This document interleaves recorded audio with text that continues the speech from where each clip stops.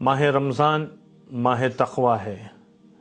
اس مہینے میں آدمی کو بچ بچ کے چلنا ہے، اپنے آپ کو گناہ سے بچانا ہے۔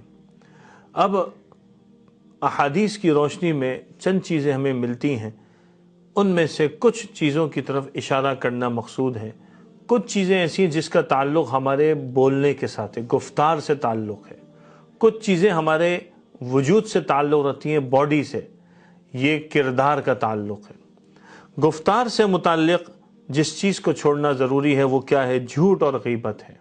آپ صلی اللہ علیہ وسلم نے ارشاد فرمایا، من لم يدع قول الزور والعمل به فليس للہ حاجۃ فی ان يدع طعامہ وشرابہ، کہ جو آدمی جھوٹ کو نہیں چھوڑتا، منہ سے غلط بات کہنے کو نہیں چھوڑتا اور برے عمل کو نہیں چھوڑتا، تو اللہ تعالیٰ کو اس کے کسی بھوکا رہنے کی اور پیاسا رہنے کی حاجت نہیں ہے۔ کیونکہ اللہ کے لیے جب روزہ رکھا ہے تو وہ چیزیں جو پہلے سے حرام تھی اگر ان کو اختیار کیا ہوا ہے، روزے کی حالت میں تو حلال چیزیں بھی روک دی گئیں، تو اس کی کیسے اجازت ہے؟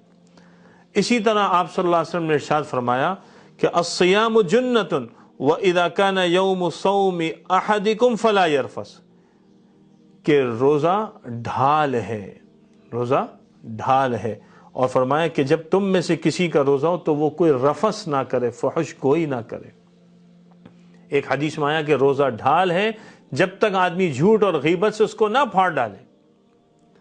تو اپنی زبان کے غلط استعمال سے بچنا ہے، اپنے منہ سے غلط جملے نہیں نکالنے، اور یہ بھی فرمایا کہ گالم گلوز سے بچنا ہے، یہ بھی ہے۔ فَإِن سَابَّهُ أَحَدٌ أَوْ شَاتَمَهُ، کوئی تمہیں گالی دے، کوئی تمہیں برا کہے تو تم نے اس کے ساتھ بھی الجھنا نہیں ہے۔ آگے حل بتایا اس کا بھی کہ اس کے لیے کیا کرنا ہے۔ تو زبان کا غلط استعمال روزے میں نہیں کرنا، جیسے روزے کی حالت میں کھانا غلط نہیں ہے تو یہ بھی بچنا ہے، اور یہ چیز صرف رمضان میں نہیں ہے، غیر رمضان میں بھی اس کو اختیار کرنا ضروری ہے۔ کردار کے حوالے سے جو ایک چیز ہمیں ملتی ہے وہ کیا ہے؟ وَلَا يَسْخَبْ، شور شرابہ نہ کرے، ہنگامہ نہ کھڑا کرے۔ یہ بازاروں میں بہت دیکھا جاتا ہے، روزے کی حالت میں تو ہنگامہ کھڑا کر دیتے ہیں، کہتے ہیں بھائی کیا کریں، روزہ لگ رہا ہے بھائی، کیا بھائی روزے میں تنگ کر رہے ہو؟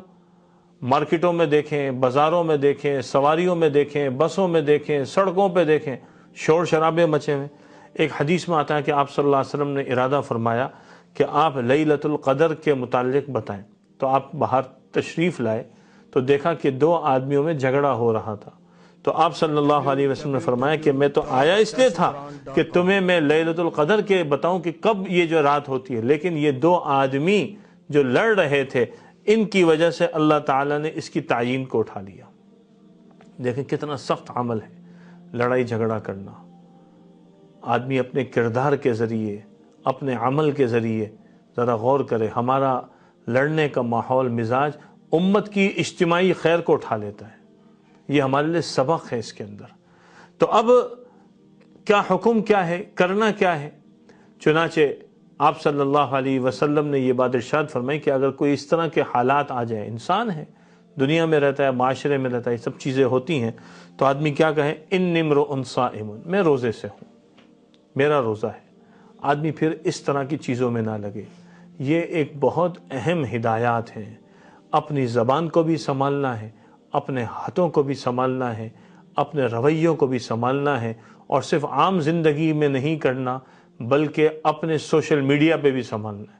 آج یہ دیکھا جا رہا ہے کہ سوشل میڈیا پہ ایک الگ حال ہے، اور رمضان میں کچھ زیادہ تیزی آ جاتی ہے۔ ذرا غور تو کریں، ہم کس طرف جا رہے ہیں، کن رویوں کی طرف جا رہے ہیں، کن لہجوں کی طرف جا رہے ہیں، کن جملوں کی طرف جا رہے ہیں، کن لفاظیوں کے پیچھے پڑے ہوئے ہیں، کس طرح کے انداز کو اختیار کیے ہوئے ہیں، کسی پر طعنہ، کسی پر گالی، کسی سے بدتمیزی، کسی کے اوپر نفرت انگیز باتیں کرنا۔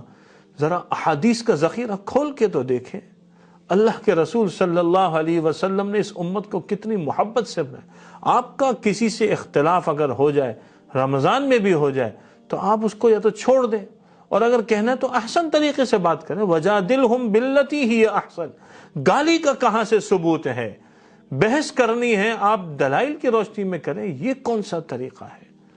خدا را رمضان کو خراب نہ کریں، رمضان کو ضائع نہ کریں، رمضان میں اپنے اکاؤنٹس کو خیر کے لیے استعمال کریں تاکہ پورا سال آپ کا رمضان میں یہ اکاؤنٹ خیر کے لیے استعمال ہو۔